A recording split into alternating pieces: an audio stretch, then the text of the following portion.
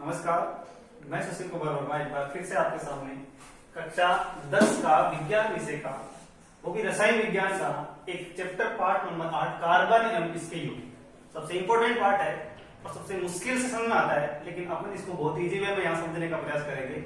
सबसे पहले देखो, मैं आपको इस चीज के बारे में जानकारी बता देता हूँ कि अपन जिस भी टॉपिक के बारे में पढ़ते हैं, अगर उसके बारे में अपने को थोड़ा सा प्री नॉलेज हो, थोड़ा सा पूर्व ज्ञान हो, तो अपने ये समझना और आसान हो। इस चैप्टर में कार्बन के बारे में मैं आपको थोड़ा सा पहले का ज्ञान करवा देता हूं कि कार्बन वास्तव में है क्या, आवर्त सारणी से कितने नंबर पे आता है, इसका एटॉमिक नंबर क्या होता है, इसका परमाणु क्रमांक क्या होता है, इसका परमाणु भार क्या होता है, इसका इलेक्ट्रॉनिक विन्यास क्या होता है और किस प्रकार से ये बॉन्डिंग करता है और बॉन्डिंग कितने प्रकार की होती है। ये सब चीजें अपन इसके बारे में पढ़ लेते हैं कि कार्बन यही बंध क्यों बनाता है, ये वाला बंध क्यों नहीं बनाता है, तो इसके बारे में जानकारी करेंगे। इस खुद की एक प्रॉपर्टी होती है। देखो, कार्बन होता है प्रकृति की 98% वस्तुओं में कार्बन पाया जाता है। प्रकृति की कितनी परसेंट वस्तुओं में? 98% वस्तुओं में कार्बन पाया जाता है। और इसका मतलब अपन ये कह सकते हैं कि कार्बन सर्वत्र व्याप्त है, सब जगह कार्बन मिल जाएगा। जैसे खाने पीने की वस्तुएं तो कार्बोहाइड्रेट है जो कार्बन की बनी होती है, तो इसी प्रकार अपन कह सकते हैं कार्बन का जो प्रतीक होता है वो होता है C। प्रतीक होता है कार्बन का C। और आवर्त सारणी में जो पीरियोडिक टेबल तत्वों का व्यवस्थित क्रम बनाया गया है, उसमें आवर्त सारणी में कार्बन को छठे स्थान पर रखा गया। और आवर्त सारणी में जो तत्व जिस स्थान पर होता है उसका परमाणु क्रमांक उतना ही होता है, अर्थात कार्बन का परमाणु क्रमांक 6। यानी कि कार्बन का परमाणु क्रमांक 6, इट मीन्स इसमें नंबर ऑफ प्रोटॉन यानी कि प्रोटॉनों की संख्या,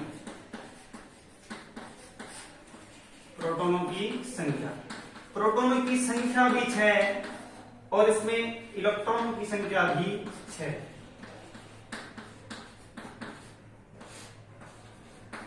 इलेक्ट्रॉनों की संख्या भी 6। अपने को इतनी जानकारी प्राप्त हो गई कि प्रकृति की 98% वस्तु में कार्बन पाया जाता है, अर्थात अपन ये कह सकते हैं कि कार्बन इस प्रकृति में सर्वत्र व्याप्त है, सब जगह कार्बन मिलता है, प्रत्येक वस्तु में कार्बन मिलता है। कार्बन का प्रतीक चिन्ह C होता है। प्रतीक चिन्ह क्या होता है? C। इसको आवर्त सारणी में C से रिप्रेजेंट किया गया है।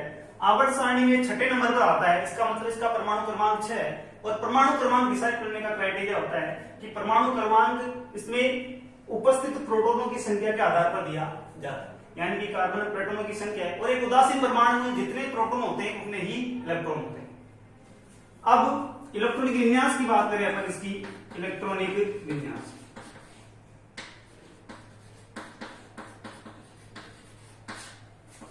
इलेक्ट्रॉनिक विन्यास को अपन बोलते हैं इलेक्ट्रॉन कॉन्फ़िगरेशन, यानी कि 1s2 2s2 और 2p2, 2 2 4 और 2 6।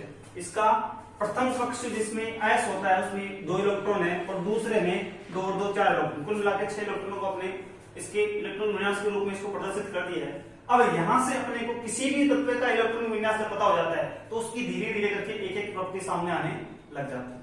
इलेक्ट्रॉनिक विन्यास से हमें पता चल जाता है कि किस प्रकार का बल बनाएगा, इससे कितने इलेक्ट्रॉन की जरूरत है, ये कितने इलेक्ट्रॉन डोनेट करेगा या कितने इलेक्ट्रॉन लेगा या इलेक्ट्रॉनों का साझा करेगा, ये सब चीजें अपन यहाँ से पढ़ेंगे।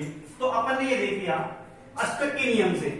अष्टक का नियम क्या कहता है कि किसी भी तत्व के इलेक्ट्रॉनिक विन्यास में उसके अंतिम कोष में, किसी भी तत्व के इलेक्ट्रॉनिक विन्यास में उसके अंतिम कोष में जितने इलेक्ट्रॉन उपस्थित होते हैं, अगर वह 8 इलेक्ट्रॉन है तो वह परमाणु स्थायी माना जाता है, यानी कि उसके अंतिम कोष में कितना इलेक्ट्रॉन चाहिए? 8, यानी कि वो तो पूरा भरा होना चाहिए और पूरा भरने के लिए कितना निश्चित किया गया? 8 इलेक्ट्रॉन। तो इस कार्बन के अंतिम कोष में 8 इलेक्ट्रॉन होने चाहिए अंतिम कक्षा में। तो इसका 2s और 2p अंतिम कक्षा कौन सी है? दूसरी। पहले यहाँ खत्म हो चुकी दूसरी 2s और 2p, इसमें 4 इलेक्ट्रॉन है, इसका मतलब अभी भी इसको 8 इलेक्ट्रॉन करने के लिए 4 इलेक्ट्रॉन की जरूरत है। और यदि ये 4 के 4 इलेक्ट्रॉन छोड़ दे तो इसका पहले वाला पूरा कोष पूरा भरा हुआ है, क्योंकि केवल 1 में s होता है और s में s की क्षमता 2 की होती है और इसके अंदर 2 इलेक्ट्रॉन पूरे, इसका मतलब परिपूर्ण है। यानी अगर ये 4 इलेक्ट्रॉन को छोड़ दे तो भी इसका स्थायित्व हो जाता है और यदि ये 4 इलेक्ट्रॉन ग्रहण कर ले तो भी इसका स्थायित्व प्राप्त हो जाता है। तो अपन ये कह सकते हैं कि ये 4 इलेक्ट्रॉन छोड़ भी सकता है। जब कोई परमाणु इलेक्ट्रॉन छोड़ता है तो उसके ऊपर प्लस चार्ज आता है, यानी कि डोनेट करने से क्या आता है? Plus charge. और यदि कोई ग्रहण करता है, यदि कोई इलेक्ट्रॉन लेता है तब इसके ऊपर चार्ज आता है माइनस।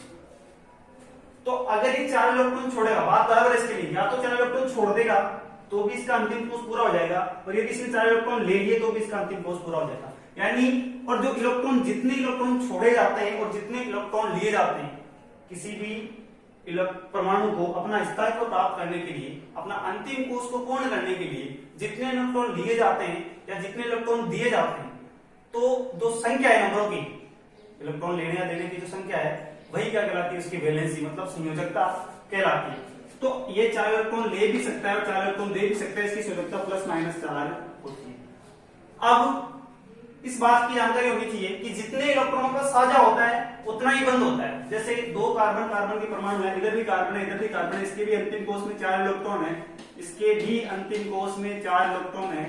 इसका मतलब यदि इसने इसको 1 इलेक्ट्रॉन दिया, यदि इसने इसको 1 इलेक्ट्रॉन दिया तो बंद बनेगा सिंगल बॉन्ड। यदि इसने इसे 2 इलेक्ट्रॉन दिए तब इसके बाद बनेगा डबल बॉन्ड, यदि 3 दिए तो बनेगा ट्रिपल बॉन्ड। और अभी तक रसायन विज्ञान में ट्रिपल बॉन्ड के बारे में जानकारी प्राप्त होती है।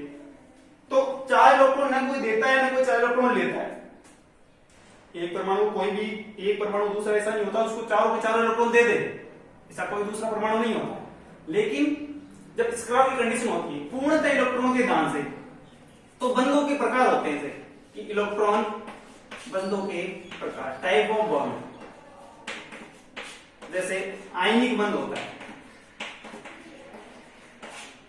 आयनिक बंध में मान लो सोडियम परमाणु है जिसके अंतिम कोष में 1 इलेक्ट्रॉन है, इसको 1 इलेक्ट्रॉन छोड़ते ही इसका जो इसके पीछे वाला कक्ष होता है वो पूरा हो जाता है, यानी उसमें 8 इलेक्ट्रॉन भरे हो जाते हैं।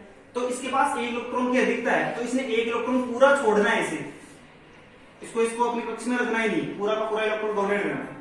तो यदि ये पूरा इलेक्ट्रॉन डोनेट करेगा और दूसरा परमाणु ऐसा है जिसको केवल और केवल 1 इलेक्ट्रॉन की जरूरत है, वो क्लोरीन है, इसने इसको 1 इलेक्ट्रॉन पूरा ग्रहण कर लिया, यानी पूर्णतः दान से और पूर्णतः ग्रहण करने से जो बंध बनता है वह आयनिक बंध बनता है। आई बात समझ? इस इलेक्ट्रॉन को इसने इसको दे दिया पूर्णतः, तो इस प्रकार जो बंध बनता है वह आयनिक बंध बनता है। और इस प्रकार आयनिक बंध से जो यौगिक बनते हैं वो आयनिक यौगिक कहा जाता है। आयनिक यौगिक जितने भी होते हैं विद्युत के सुचालक होते हैं, क्योंकि इसमें